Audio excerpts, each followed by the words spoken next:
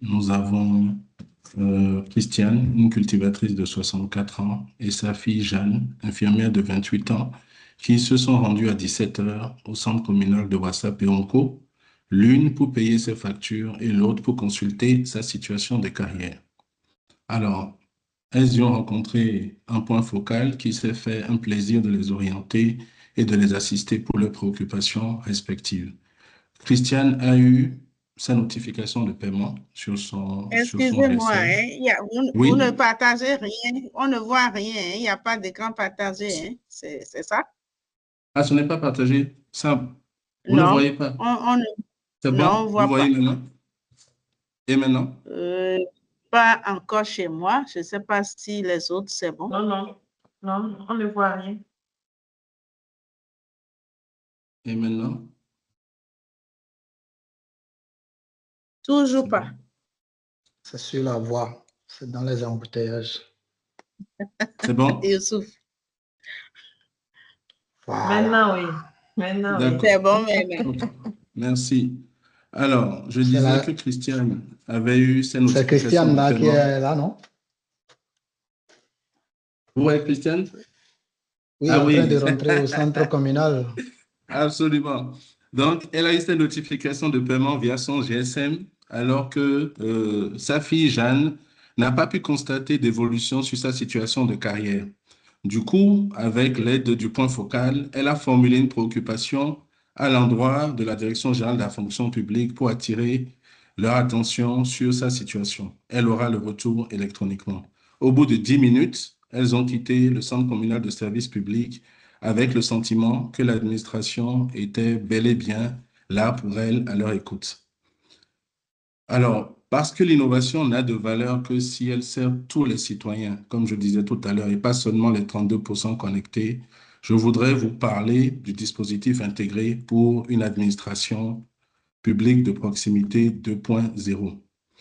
On a identifié trois obstacles en termes de problèmes à résoudre: la distance et la complexité des démarches. Nous sommes dans un pays où plus de 60% de la population vit à plus de 50 kilomètres du guichet administratif le plus proche, ce qui rend les démarches administratives pénibles. Des journées de travail perdues, des frais de transport, de l'incertitude et puis parfois un découragement, un renoncement. En deuxième obstacle, nous avons une fracture numérique qui exclut les plus vulnérables. Nous avons massivement digitalisé nos services publics et c'est une excellente chose. On a fait beaucoup d'autres efforts même dans ce secteur, mais la question est de savoir qui en profite vraiment aujourd'hui. Alors, la digitalisation sans inclusion, nous sommes d'accord, est un facteur d'exclusion. Enfin, nous faisons face à un manque de traçabilité, source de défiance. Alors, l'enjeu était clair, c'est de rendre l'administration publique plus proche, plus lisible et fiable pour tous, partout et sans exception. La réponse est en trois étapes, à trois niveaux. Un réseau de guichets physiques connectés, c'est des points de contact que nous appelons tantôt centre communal de services publics dans les mairies, tantôt guichet de services des relations avec les usagers dans les directions départementales du travail et de la fonction publique. Ces points de contact sont gratuits, ils sont ouverts en continu et ils reposent sur une infrastructure résiliente qui comprend un champ solaire photovoltaïque pour garantir la disponibilité de l'énergie, même en cas de coupure euh, au niveau du site qui abrite le centre, une connectivité Internet dédiée via la 4G et des points focaux régulièrement formés pour accueillir, assister et aider à la prise en charge des préoccupations de tous les usagers, de tous les citoyens qui seraient en détresse par rapport aux services que l'administration devrait normalement leur rendre. Alors, en dehors de ce réseau de guichets, de points de contact, nous avons des plateformes intégrées et traçables. Nous avons le portail national des services publics. En se rendant dans ces centres, vous pouvez accéder à toute l'offre de services publics via le portail national des services publics. Vous avez le portail des démarches administratives qui offre un espace conversationnel où les citoyens peuvent poser leurs préoccupations à l'administration et suivre le traitement de leurs dossiers en temps réel. Et enfin, nous avons une plateforme que nous appelons MatAccueil, qui est une plateforme, on va dire, en back-office, qui permet la gestion centralisée des préoccupations citoyennes, où chaque demande, chaque plainte fait l'objet d'un ticket et est reroutée directement vers la structure compétente. Alors, il faut dire qu'à la base, ce dispositif était pensé uniquement pour les agents de l'État. L'objectif était de leur permettre de suivre leur carrière sans avoir à abandonner leur poste et à venir faire du porte-à-porte au niveau central. Mais très vite, on a constaté que les citoyens se sont emparés de ces centres pour toutes sortes de préoccupations. Paiement de factures, demande d'informations, dépôt de dossiers de concours, suivi des pensions, réclamations, et on en passe. Et nous avons donc dû nous adapter pour mettre en place une organisation plus flexible, plus souple et ouverte sur les autres métiers. Alors, en termes de pilotage et de gouvernance, nous avons des tableaux de bord consolidés qui permettent aux responsables métiers, qu'il s'agisse des secrétaires exécutifs au niveau des communes, qu'il s'agisse des maires, qu'il s'agisse des responsables métiers au niveau des structures centrales, qu'il s'agisse des préfets, qu'il s'agisse des autorités au niveau central, ministériel, un peu plus élevé, d'avoir une vue sur les volumes d'usagers accueillis, sur les délais de traitement, sur le taux de satisfaction, sur les blocages éventuels qui nécessitent des interventions. Donc, grâce à ces données, nous pouvons imposer la redevabilité et réduire les zones d'ombre afin que les chiffres parlent et incitent à l'action. Alors, en termes de chiffres concrets, nous avons 32 centres en perspective à fin 2025. Nous avons 28 aujourd'hui, mais 4 sont actuellement en construction. Nous avons plus de 35 000 usagers qui ont utilisé ce dispositif en ce qui concerne la fréquentation physique des centres, parce que le vrai indicateur, ce n'est pas réellement le nombre de centres, c'est le nombre de vies impactées, c'est le nombre de personnes qui ont été soulagées par la mise en place de ce dispositif et qui deviennent des utilisateurs réguliers de ces centres jusqu'à ce qu'ils deviennent autonomes et qu'ils puissent solliciter les services par d'autres canaux. Nous avons, en termes de chiffres clés, l'augmentation de la fréquentation qui est passée qui a cru de 2023 à 2024 de 116% et de fin 2024 à mai 2025 de 53%. Donc, les citoyens ne viennent pas par obligation, ils viennent parce qu'il y a un problème qui est résolu, ils viennent parce que la façon dont c'est résolu leur inspire confiance, ils viennent parce que ça marche et ils en parlent autour d'eux. Nous avons un taux de satisfaction de 86% à mai 2025, qui montre que le dispositif en place apporte quand même une satisfaction, même s'il y a encore des améliorations à apporter, des progrès à faire.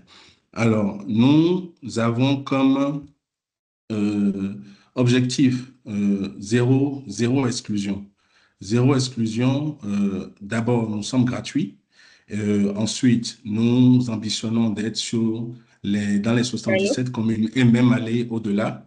Nous Monsieur ambitionnons, oui, Allô, nous sommes à la 20 conclusion. minutes. Oui, D'accord, oui. OK.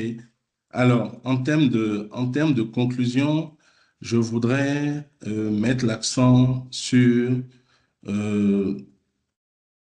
sur le fait que ce projet a prouvé qu'il est possible de réduire les inégalités territoriales, sociales et numériques. Les Christine et les Jeanne, ce sont nos sœurs, ce sont nos mères.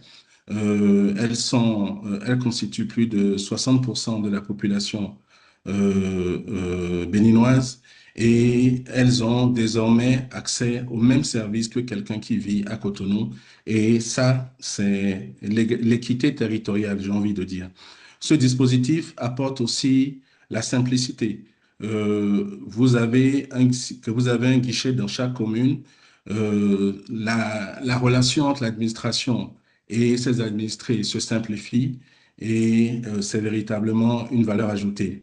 C'est un plus pour la transparence, c'est un plus pour la confiance, c'est un plus pour la redevabilité. C'est une transformation qui marie la proximité humaine et la traçabilité numérique. Parce qu'une administration intelligente, ce n'est pas seulement une administration qui digitalise, c'est une administration qui n'oublie personne.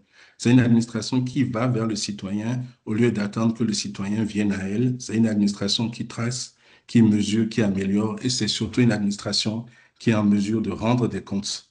Donc, ce projet prouve que il est capable d'atteindre l'intégralité des citoyens, l'intégralité des usagers clients, et qu'il est capable de restaurer la dignité de chaque citoyen face à l'État. Merci beaucoup pour votre attention, merci pour votre confiance, et je suis à l'écoute des questions. Merci beaucoup. Merci beaucoup, M. Ganaro. Merci pour votre présentation. Et, chers participants, est-ce qu'il y a des questions pour M.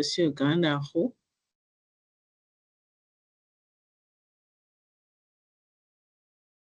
Vous êtes là?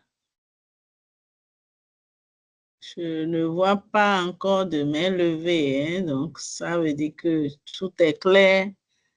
Il n'y a pas de questions. Il y a une main levée là. Il y a au moins une main levée. Ah, M. Villeoma, vous avez la parole. Oui, déjà, félicitations Delcy pour cette présentation et de façon générale, bravo pour la famille et l'administration. La question que je me pose, elle est un peu sur ce que tu abordais vers c'est tout ce qui va concerner l'inclusion numérique. L'inclusion numérique, elle n'est pas pour Bénin, hein, parce que je lisais encore un rapport où, en France, la poste est surtout dédiée à pouvoir aider la population de vieux qui ne sont pas aussi agiles que nous avec l'informatique. Est-ce que dans ces centres, peut-être tu l'as dit, j'ai pas suivi le début, est-ce qu'il y a des personnes qui peuvent aider d'autres personnes? Des fois même, pour consommer un service, il y a certaines personnes qui n'ont pas la base, c'est-à-dire une adresse email, ou dans certains centres en France, par exemple, on t'aide même du début sur le BABA à avoir ton adresse email pour que tu puisses avoir une réponse du service électronique que tu demandes. Est-ce que, bon, dans ces différents centres, il y a de l'assistance humaine? Je comprends qu'on peut aller pour consommer des services. Est-ce qu'il y a de l'assistance humaine aussi pour aller jusqu'au BABA? Merci.